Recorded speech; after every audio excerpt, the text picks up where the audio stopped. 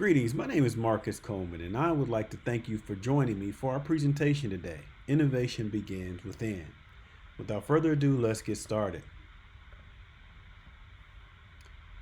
The greatest danger in times of turbulence is not the turbulence, it is to act with yesterday's logic. Peter Drucker. According to an article Adam Marsh wrote, Adobe's reign as the premier editing suite has been long and bountiful, yet their suite has been lacking in creative trailblazing in so many areas. Why? A lack of strong competition to keep them sharp. Now, this is a sad indictment on our company where we pride ourselves on being the cornerstone of innovation.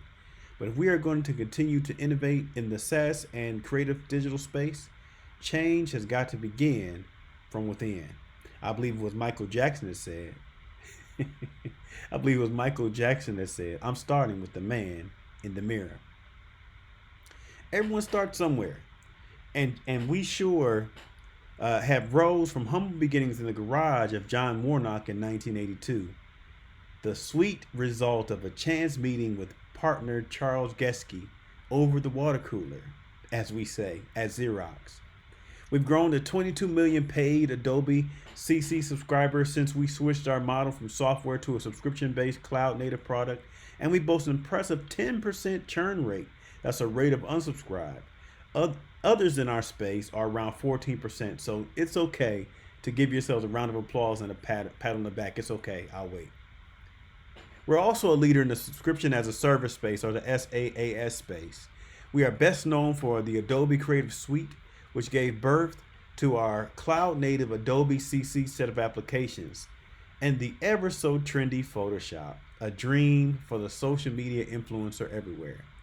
Yet again, we were named Fast Company's most innovative companies for 2021 for our work with AI and our Photoshop camera app. If you haven't seen that app yet, and I know you have because we work here, so that app is amazing. Let's get into what our customers are saying about us. That's driving the need for us to present solutions to solidify our place in the market. Our customers are saying that our prices are too high. And after poring over reviews from the BBB, Better Business Bureau, and other review sites, we have received a lot of negative feedback on our pricing. Some say, so greedy. They are trying to force everyone on their subscription service. I have Adobe CS6 bought and paid for, and now they're telling me my software isn't genuine and that they can't offer me a discount if I switch over to their monthly plan. No thanks. Others have said that our trial period is too short, and that's something that we may need to revisit down the line. But even as we rest here, as it relates to our pricing, we have to begin to win over not only our first adopters or early adopters, those that had the Creative Suite from the beginning, because they need to see the value in what we bring. And we definitely want to keep those customers in our community.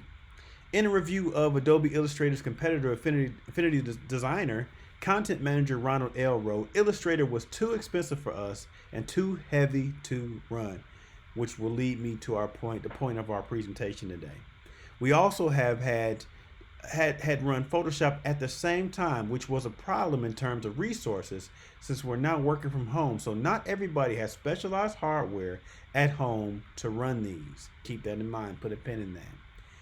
Market research and our social listening efforts have dictated that if we don't start investing in making our software lighter to run and more efficient and less cumbersome, we will continue to lose subscribers to the other alternatives on the market, which begs the question, have we come this far?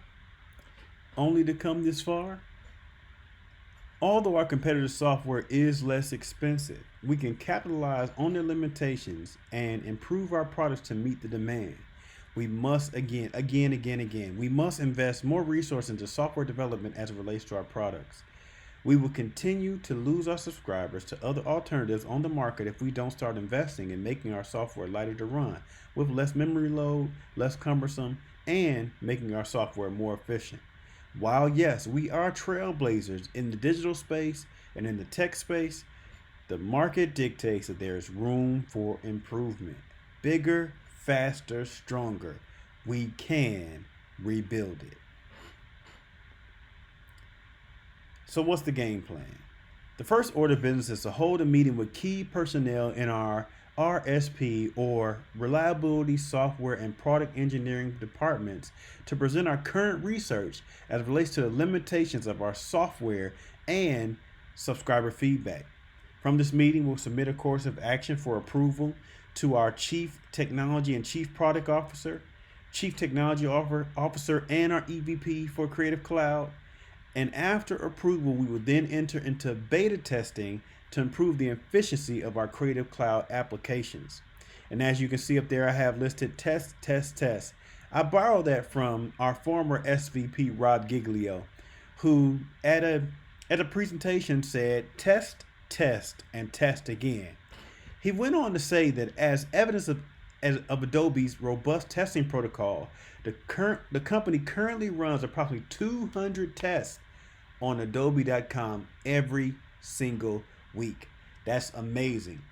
It almost seems meticulous, but we have to maintain a certain standard if we are going to give our clients, our customers, the best experience possible. That's where we innovate. That's what we do best. We give our clients the best experience possible. Now, he also goes on to say that testing helps to drive the customer experience that is simple enough and frustration free. If we just harp on those two terms of what he says, simple enough and frustration free, we have a key pain point here with our customers where our software is too heavy, meaning it's consuming too many resources. They can't multitask. We have to get to the bottom of that and present a solution that will not only help our current customer base, but win over the customer base that we lost because of that limitation. We have to get back to the things that made us stay sharp and on the cutting edge and innovative. You've heard, if you build it, they will come. Well, in this case, if we promote it, they will return. And that is what we need to do. Once we go through the process of research and development, once we go through the process of beta testing, once we go through the process of getting to our final finished product, we need to promote it by way of digital news release, by way of press release. We need to promote this on every platform, promote this in every means of advertising, in every medium of advertising, so that we can retain and return those subscribers that we are losing to our 10% churn rate. Now, what's the timeline that we're projecting for this project and the cost? We project that if we utilize the abundance of internal resources at our disposal, we will help eliminate the exorbitant cost of relying on third-party contractors to handle this development project. As it relates to cost, our research concluded that software development comes down to the people hour and the technology stack involved in building the software or rebuilding the software in this case. And we expect this round development to be within the range of $50,000 to $250,000 in labor and quote unquote man hours. Once again, it's not so much of who we are reaching, but who we are not reaching. We currently have a 10% churn rate, and we are losing them to software that provides more liquidity of resources through Affinity and so many others.